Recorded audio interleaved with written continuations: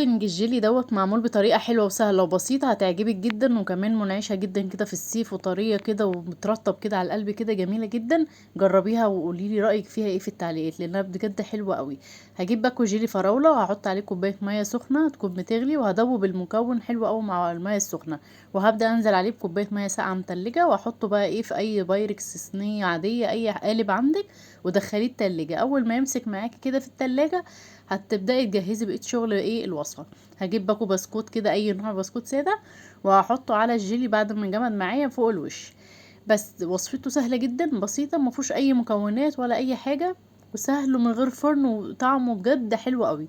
بس هرص كده البسكوت وهحط بقى ايه، كريم شانتيه. دي كانت كوبايه كريم شانتيه كده حلوه كبيره، ضربتها بكوبايه لبن، وبدات كده ايه، اظبطها كده فوق الصينيه باي حاجه عندك، ممكن معلقه، ممكن اي حاجه ما عندك، بس تسويها بنفس الطريقه اللي انت شايفاها دي. وهجيب بقى ايه، واحدتين كده بسكوت هكسرهم، وهزين كده الطبق بتاعي من فوق الوش بنفس الطريقه. وكان عندي كريم كراميل، انا عاملاه عندي في البيت، حبيت ازين برضو بيه. لو موجود عندك شوكولاته هتبقى حلوه قوي.